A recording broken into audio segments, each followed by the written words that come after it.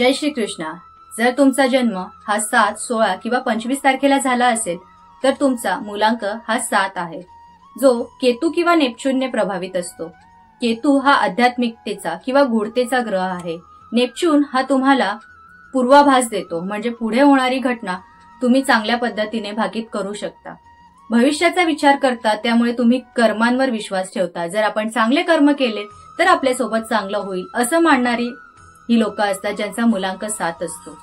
ज्यांचा मूलांक 7 असतो त्यांची तर्कबुद्धी सुद्धा खूप स्ट्रॉंग असते, तर एखाद्या गोष्टीमध्ये तर्क लावून ती लोक एखाद्या गोष्टीचं सोल्युशन काढू शकतात। त्यामुळे प्रॉब्लेम सॉल्व्हिंग कॅपॅसिटी सुद्धा मूलांक 7 असणाऱ्या लोकांच्या मध्ये असते। आणि तर्क लावून दुसऱ्याच्या मनात काय चाललंय ह्याचा सुद्धा तर्क हे चांगल्या पद्धतीने बांधू शकतात। तुमच्यामध्ये कल्पनाशक्ती चांगली आहे आणि व्यापाराच्या दृष्टीने सुद्धा तुम्ही एक प्रभावी व्यक्तिमत्व आहात। जर तुमच्या व्यक्तिमत्वाचा किंवा लोकांना आकर्षित करणाऱ्या गुणाचा चांगला उपयोग केला तर तुम्ही व्यापारामध्ये सुद्धा तुमचं यश मिळवू शकता। जय श्री कृष्ण।